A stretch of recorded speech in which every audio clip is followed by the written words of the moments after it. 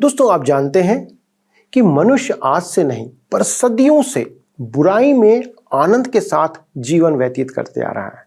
बहुत से प्रयास इस आदत को बदल नहीं पाए, पर क्या आपने कभी विचार किया कि कैसे मनुष्य को बुराई के मार्ग से हटाया जा सकता है?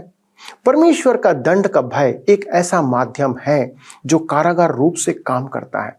एक जीवंत उदाहरण के साथ हम इस बात को जानने का प्रयास करेंगे। यदि आप जानना चाहते हैं तो आइए मेरे साथ इस अध्ययन में शामिल हो जाइए।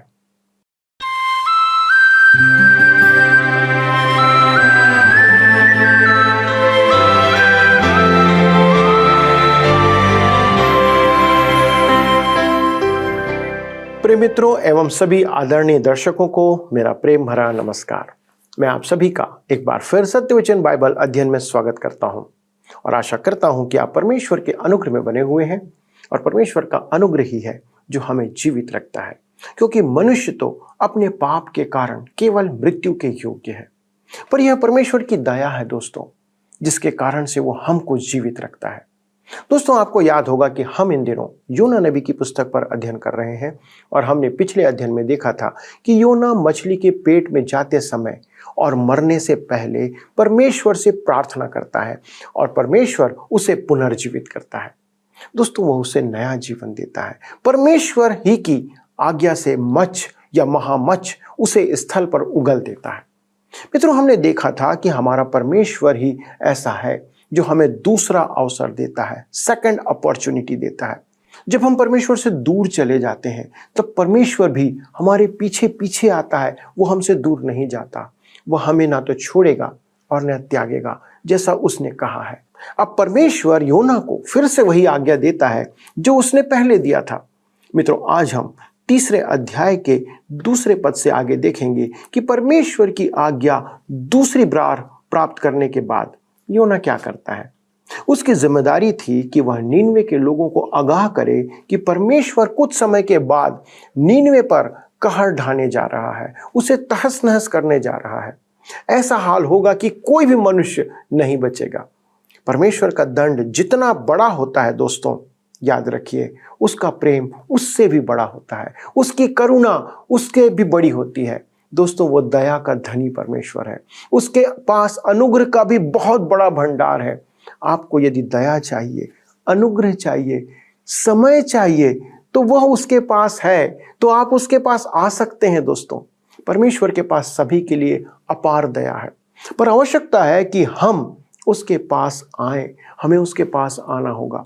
यह बहुत ही रोचक है कि कैसे उस समय में योना ने अकेले पूरे नीनवे में प्रचार किया होगा और उसके प्रचार करने का क्या नतीजा निकला, यह हम आगे देखेंगे। तो चलिए मित्रों, देर ना करते हुए हम अपने अध्ययन में आगे बढ़ते हैं और आगे की रोचक घटना को जानते हैं। मित्रों, जैसा कि आप सब जानते हैं कि हम इन दिनों योना नबी की पुस्तक से अध्ययन कर रहे हैं। हम योना के अध्ययन में देख रहे थे कि नाविकों ने परमेश्वर से क्षमा मांगकर योना को समुद्र में डाल दिया।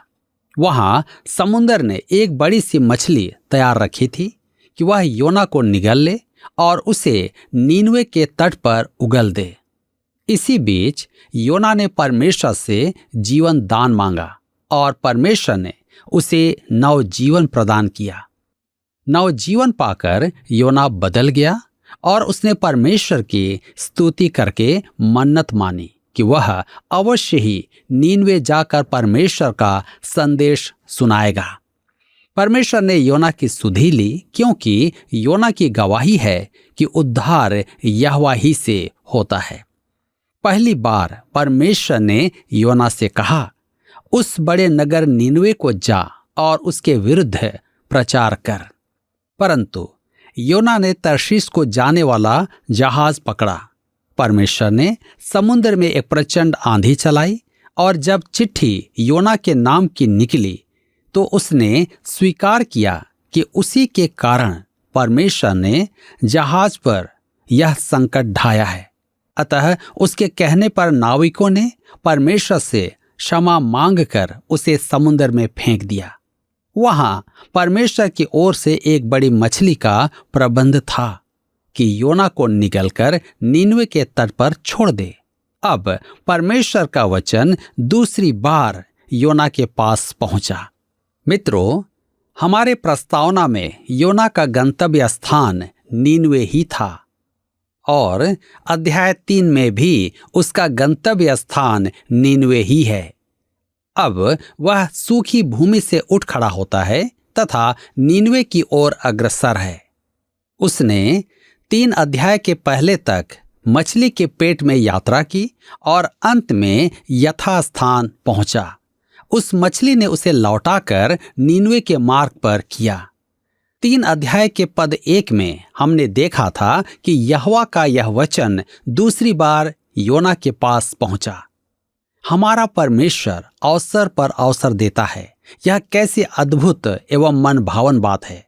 परमेश्वर आपको एक और अवसर ही नहीं, अनेक अवसर देता है। मुझे उसने कई अवसर दिए हैं। वह धीरजवंत एवं सहनशील है। वह नहीं चाहता कि किसी का नाश हो। यदि आप उसकी संतान हैं तो वह आपको थामे रहेगा। इसके विषय में आप निश्चिंत रहें। परमेश्वर ने केवल योना पर ही ऐसा अनुग्रह नहीं किया। उत्पत्ति की पुस्तक में याकूब की कहानी पढ़ें कि वह बार बार गलती करता रहा और परमेश्वर के लिए अपमान और लज्जा का कारण बना, परंतु परमेश्वर ने उसे त्यागा नहीं। वह चतुर मनुष्य था और अपनी चतुराई पर ही जी रहा था। उसने अपने मामा के घर पर भी ऐसा ही किया। लाबान उससे भी अधिक चतुर था। अंत में याकूब लाबान के घर से भाग निकला। उसने लाबान और एसाव उसके भाई के साथ भी चाल चली थी। वह परमेश्वर की सेवा तो करना चाहता था, परंतु उसका जीवन कैसा अप्रासंगिक था। परमेश्वर के स्थान पर मैं होता तो उसे हटाकर किसी और को ले आता, परंतु परमेश्वर ने ऐसा नहीं किया। जी हां, अब हम देखेंगे कि परमेश्वर उस पापी नगर पर अनुग्रह करता है। यह संभवतः आत्मिक जागृति के इतिहास में सबसे बड़ी जागृति है। जागृति अर्थात मनुष्य का परमेश्वर की ओर फिरना। नीनवे नगर का मन फिराव पेंतीकोस्त की घटना को छोटा बना देता है। पेंतीकोस्त के दिन कुछ ही हजार जनों ने प्रभु को ग्रहण किया था, परंतु नीनवे में सैकड़ों हजार मनुष्यों ने परमेश्वर की ओर मन फिराया। संपूर्ण नगर परमेश्वर की ओर फिरा था। पौलुस ने तो केवल सुसमाचार सुनाया और आगे बढ़ गया। उसके प्रचार से कोई भी शहर पूरा का पूरा प्रभु की ओर नहीं फिरा था।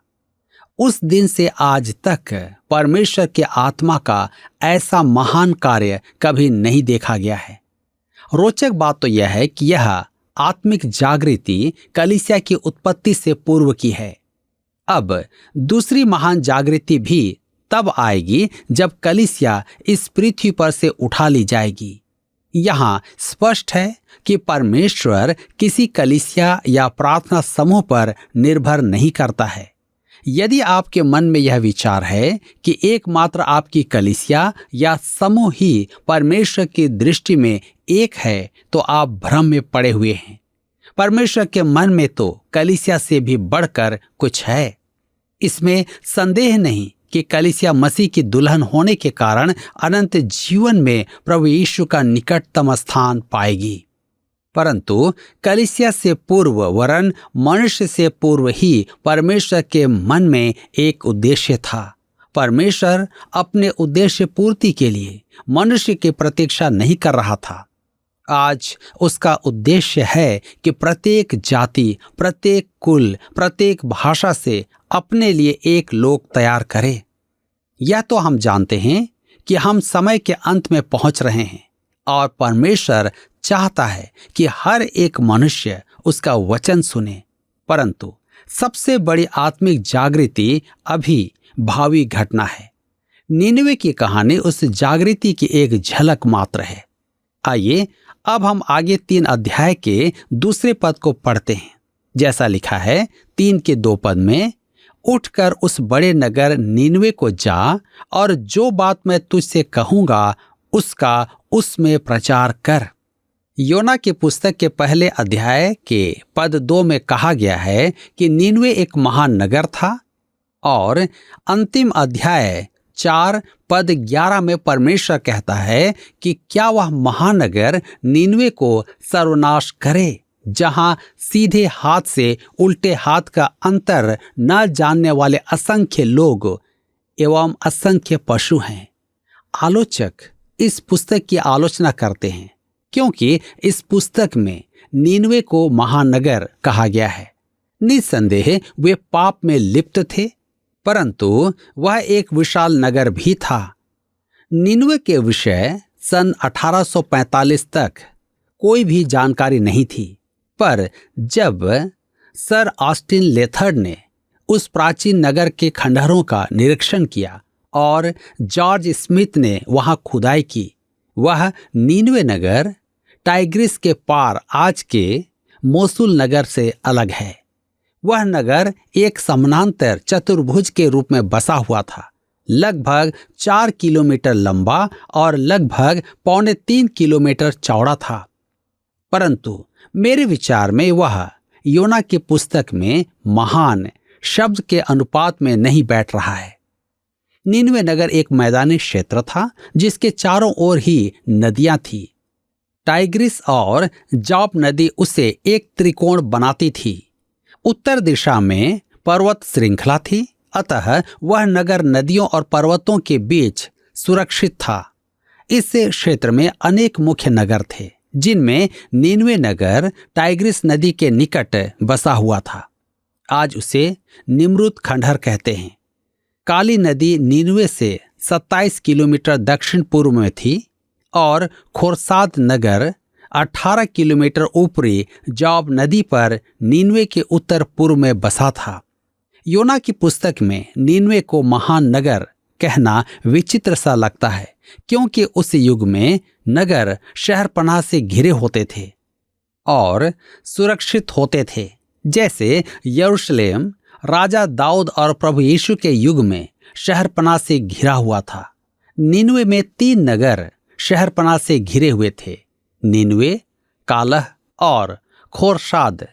परंतु इसलिए कि नीनवे उनकी राजधानी था, अतः संपूर्ण देश को नीनवे कहा जाता था। कहा जाता है कि नीनवे के पतन का कारण शत्रु नहीं, नदी की बाढ़ थी, जिसके कारण एक पूरी शहरपनाह गिर गई थी। हम उत्पत्ति की पुस्तक 10 अध्याय उसके 11 और 12 पद में देखते हैं, जहां लिखा है, उस देश से वह निकलकर अश्शूर को गया और नीनवे, रहोबोतीर और कालह को, और नीनवे और कालह के बीच जो रेसेन है उसे भी बसाया। बड़ा नगर यही है। परमेश्वर के संपूर्ण वचन में इस नगर की महानता का वर्णन है। एक प्राचीन लेखक स्टेसिया के अनुसार इस नगर का क्षेत्रफल आज के आंकड़ों में लगभग 55 वर्ग किलोमीटर से भी अधिक था। नीनवे के पाप वही थे जिनके विषय होशे और आमोस ने इस्राएल पर दोष लगाया था। भोग विलास, अनैतिकता, व्यभिचार और शराब पीना, इसके साथ ही उनकी मूर्ति पूजा और बैरी के साथ निर्दयता का व्यवहार। योना को इसी महान नगर में संदेश देने के लिए भेजा गया था। आइए हम पढ़ते हैं योना की पुस्तक 3 अध्याय के 3 पद। लिखा है, तब योना यहोवा के वचन के अनुसार नीनवे को गया। नीनवे एक बहुत बड़ा नगर था, वह 3 दिन की यात्रा का था। देखिए, अब योना परमेश्वर के वचन के अनुसार चल रहा है। पहले तो वह परमेश्वर के आदेश के विपरीत तर्शीश जा रहा था, जो परमेश्वर के वचन अनुसार नहीं था, पर अब वह परमेश्वर के आदेश के अनुसार नीनवे को जा रहा था।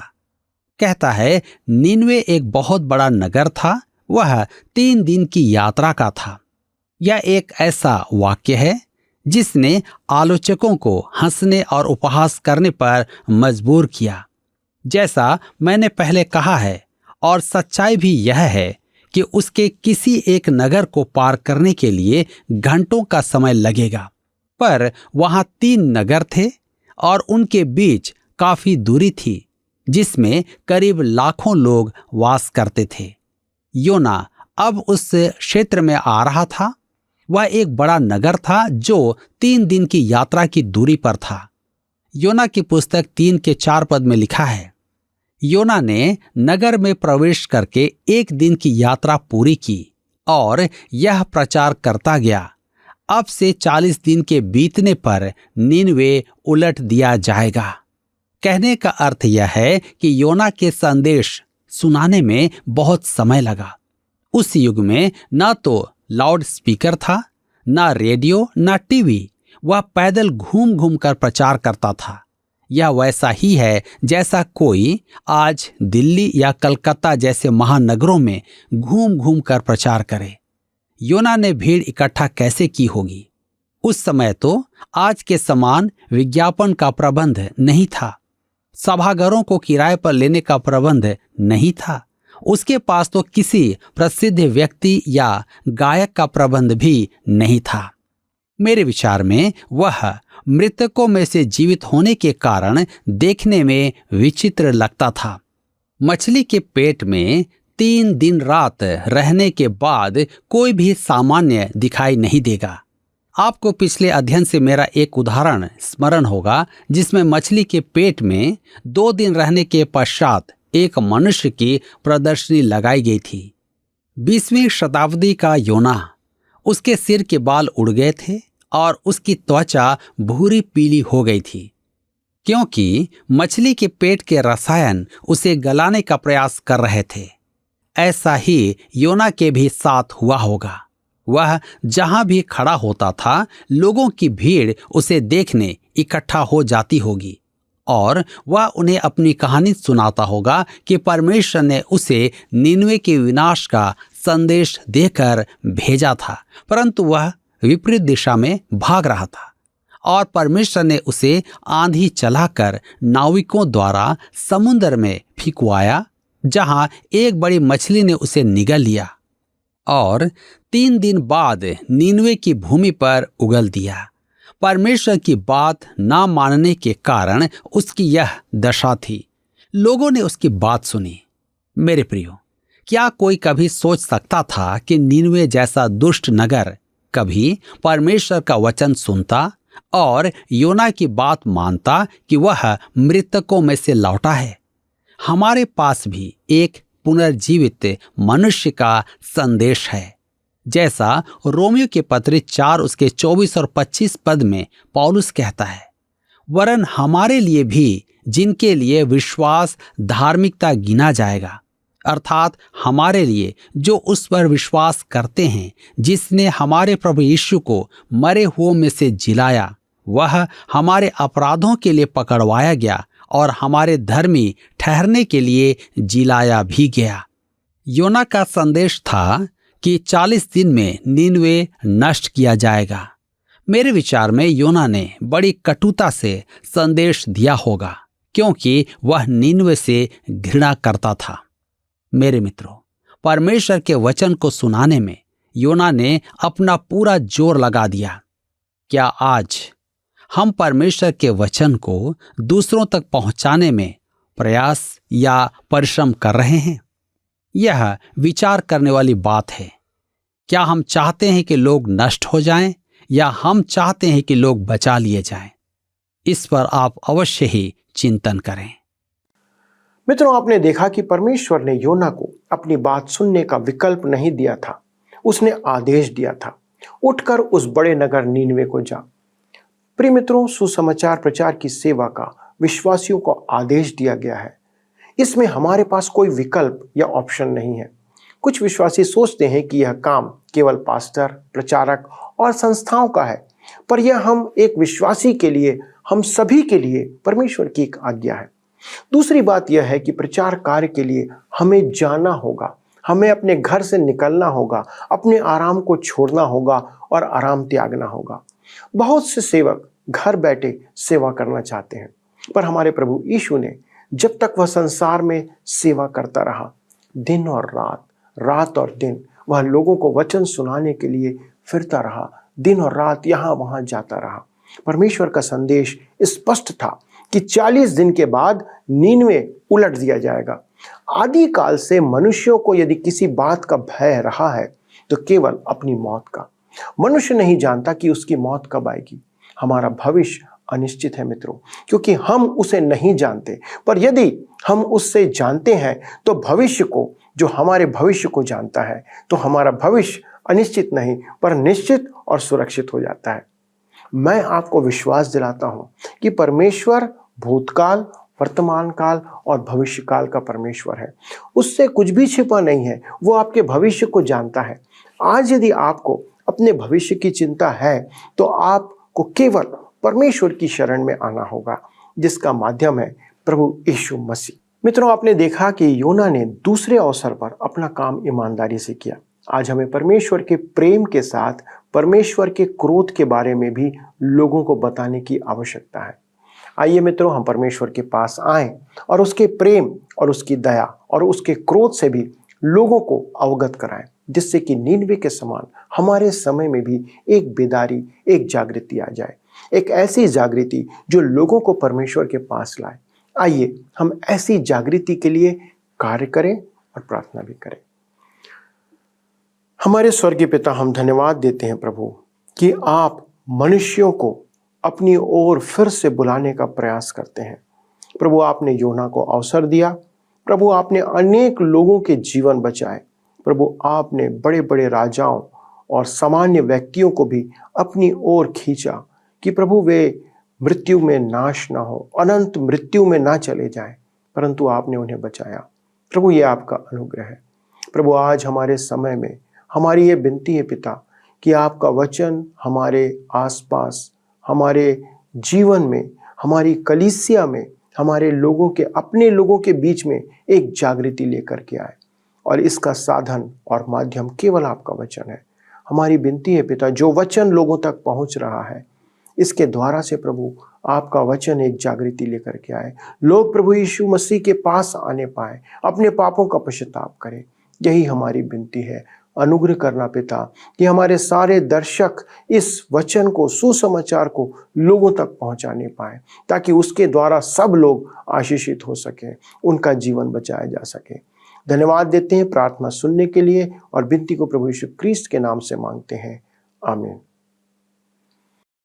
प्रिय मित्रों, आज के अध्ययन में शामिल होने के लिए बहुत बहुत धन्यवाद। अगले प्रसारण में हमारे साथ फिर से जुड़िएगा, तब हम इस अध्ययन को आगे बढ़ाएंगे। यदि आपके पास कोई प्रश्न है तो आप हमारे से संपर्क करें। हमारी फोन लाइंस अवेलेबल हैं। यदि आप कोई सलाह चाहते हैं तो भी आप हमें फोन और SMS के द्वारा सूचित कर सकते हैं। अगले प्रसारण तक परमेश्वर का अनुग्रह आप पर बना रहे, और हाँ, आप उससे प्रार्थना निरंतर करते रहें। प्रभु आपको आशीष दे। आइए अब हम प्रश्नों को देखें। पिछले प्रश्न का उत्तर है ए, पनिएल। याकूब ने पनिएल स्थान में परमेश्वर के साथ कुश्ती लड़ी थी। आज के अध्ययन पर आधारित प्रश्न है, निनवे शहर कितने नगरों से मिलकर बना था? ए 1, B 2, C 3, D 4। मित्रों, इस प्रश्न का उत्तर हमें कल सुबह 6 बजे से पहले विकल्प A, B, C या D के साथ अपना नाम, पता, स्थान के साथ 9651433397 पर SMS या WhatsApp करें। क्या आपको यह कार्यक्रम पसंद आया? अभी हमें एक मिस कॉल करें और आप अगले विजेता हो सकते हैं।